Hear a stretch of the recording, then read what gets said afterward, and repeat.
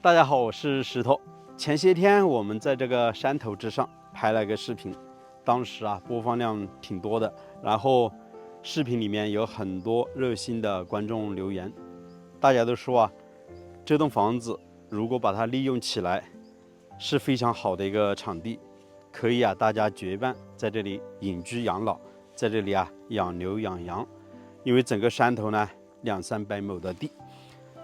记得那个视频当天我们说了，整个山头是一个大老板花了400多万买下的，然后修了路，建了房子。其实当我今天再次过来的时候，才了解到，因为这栋房子它远远不止400多万修建。刚刚是在这边有个养牛的大哥，他告诉我，在19年之前，当地有个大老板投资了将近3个多亿，买下了整个这一片山头，有300多亩的地，还修通了这条砂石路，然后在这边呢建了一栋房子，将近有20间，在山头上呢还建了厂房。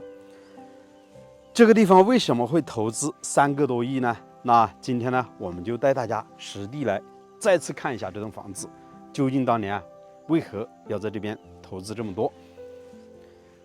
我就是沿着脚下的这条砂石路一路开车上山的。这段路距离进村的主路将近是有1000米，那这栋房子距离县城将近是有6公里左右。刚才我们说的这栋房子远远的看过去，像是我们小学读书的一栋教学楼。上次我还给大家说过，这栋房子它的整个建筑呢是背靠着后面的悬崖峭壁，然后房子呢是显得无依无靠，孤零零的。如果放一个朝向的话，可能它又是另外一番结果。那实际上和我上次说的都是有点印证的。刚刚呢，我们和这个养牛的大哥深深的交谈，他才告诉我，当年也就是19年之前，是当地的一个大老板花了3个多亿买了整个山头，建了身后的这栋房子，还修通了公路，然后在房子的上方还建了很多厂房。因为政策的原因，运气呢也是非常的不好，建好了这些房子厂房之后，差不多2年的时间，因为政策就不让继续开采这些矿产了，所以呢整个这个老板一下子呢就破产了，亏了3个多亿。那熟悉我们的朋友应该清楚，我们湘西花园这块呢，它是整个东方蒙都还有铅锌矿的一个开采比较多的一个地方。然后当地呢大大小小像这样身家上亿的老板，在10-20年之前是有50-60个之多那整个小县城呢只有20多万的人口，出现了这么大的大老板，当年投资了3个多亿。实际上呢，如果能够继续让他在这边开采的话，我估计这个钱也能够完全的给他赚回来。但是呢，人我觉得一生当中都是注定的，有的人呢坐在家里不要去做事，他也能够赚很多钱，也发财了。但是有的人呢忙碌操劳了一生，最后呢一无所有，对不对？那我们还是闲话不多说近距离的再次带大家看一下这栋房子。可以看到整栋房子上下2层的结构，上面呢盖的是那个本地的青瓦，然后整个房子呢是水泥砖结构的，在外墙呢是用一些线条画出来像青砖结构的这个样子。然后大大小小的房间呢有20个，一楼呢是住那个做办公区的，2楼呢是住人的。那我们也可以看到整栋房子非常奇怪的，建好了之后为什么没有门窗呢？包括2楼的这些栏杆都没有呢？实地我们近距离的来看一看究竟怎么回事。整个院子现在是杂草丛生，房子呢建在孤零零的山头之上，周边呢都是没有邻居的，距离村里面将近是有500-600米左右。如果晚上让我一个人在这边居住可能我还会有点怕。那在这边呢是有一座楼梯可以通往2楼的，整个楼梯呢也没有栏杆扶手，背后呢还留了一道房门，可以通往房子的背后。上次我就给大家说了，房子的背后呢是靠近了悬崖峭壁。那我们就走进其中的一个房间，带大家一起来看一下。以前啊，这个房间都是安装的有房门，整个房门呢都是实木结构的。在这边啊，我发现了好多鱼钩，你看，这里以前呢也是住过人的，这个鱼钩啊挺锋利的，好大的，将近是15、6号的鱼钩，这个呢钓大鱼的。这些门窗啊，为什么都没有了呢？其实我们啊可以仔细的去看一下，实木结构的门窗中间呢有孔，这些孔呢以前是用钢筋来做的一个防盗窗的样子。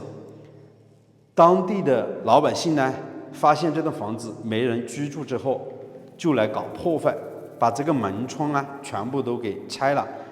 这个门窗的实木呢，用斧头把它劈开，把钢筋拿出来，到城里面当做废铁拿去卖了，赚了钱。包括啊，这个门也是一样的，都被拆了。我们再选择旁边的一个房间，也来看一下，也都是如此啊。这个房门啊，也都被拆了，包括这个窗户啊。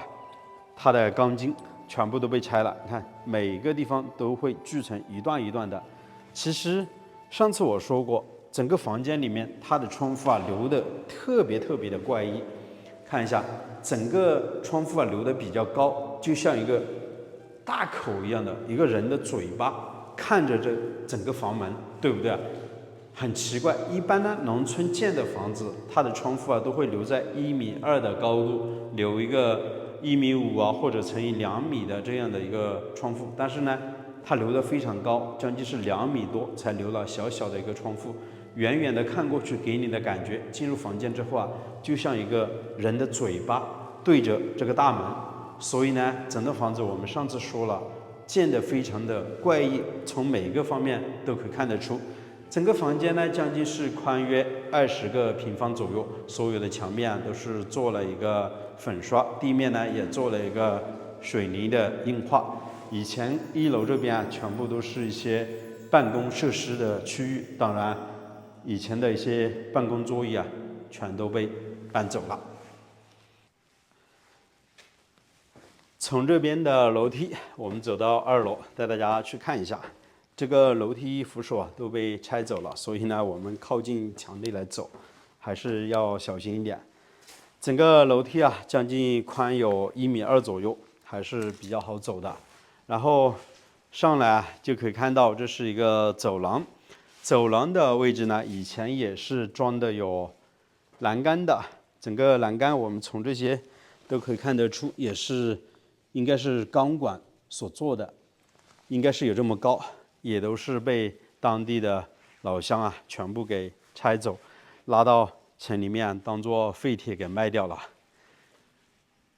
其实啊，人性就是这个样子，有利益的地方可能啊就会出现这样的现象。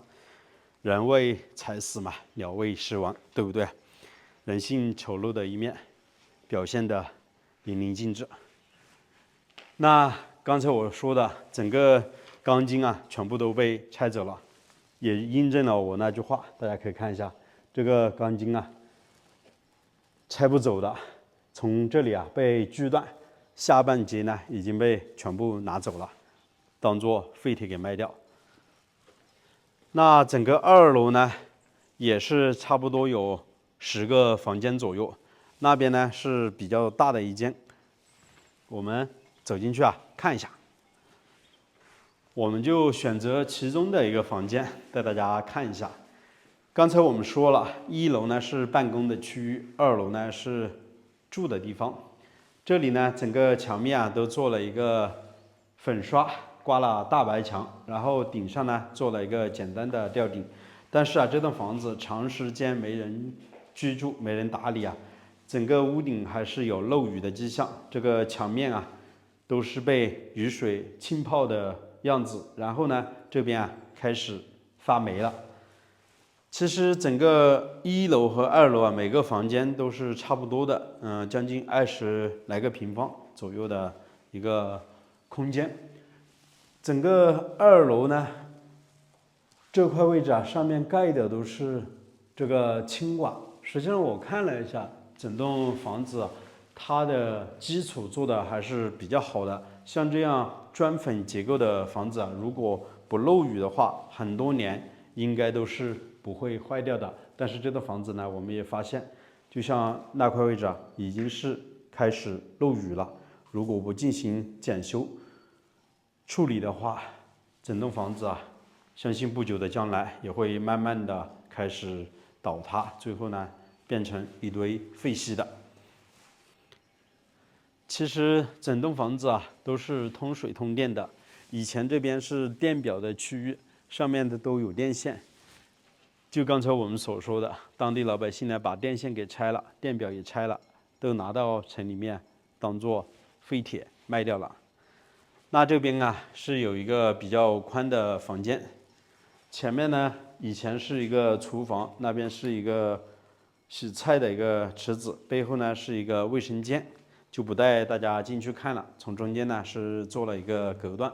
其实整个这边的窗户啊还是留的比较大的，将近是1.5米乘以2米的这样的一个尺寸。那为什么我会再次来到这里拍下这栋房子给大家看呢？因为啊，近段时间有很多热心的观众都在问我，能不能找到一处院子比较宽的，能够容纳下10多个人居住的。我想了很多，确实啊，没有那么宽的一些宅基地，就是老百姓的房子啊，实际上是没有这么多房间的。刚好我就想到了。这栋房子呢有接近20个房间左右，然后它的院子呢又非常的宽，又通车，我就再次来拍一下。我觉得这个地方啊适合接班来这里养老或者做一些产业，还是挺不错的。因为整栋房子呢结构还是挺好的，把这些房门呢重新修缮，窗户重新修缮，把屋顶上的瓦片啊给它检修一下，还是能够啊在这边居住的。甚是可惜啊，当年这个大老板在这里投资了几个亿，全部亏空在这里了。如今这栋房子整体的一个情况呢，应该就是这个养牛的大哥所说的，19年的时间了，在这边呢，老板也不要了。上次我说这个老板还几万块钱准备卖掉，实际上呢，现在他1分钱都不要了，因为呢，人已经移居国外了，再也不会回来了。所以这栋房子呢，最后就是应该是留给村里面，或者是呢就是荒废在这里了。好了，说了这么多，那你们觉得这个地方整体的环境如何？适不适合在这边做些什么产业呢？欢迎大家在视频的下方留言。我是石头，喜欢的请记得点个订阅，我们下期再见，拜拜。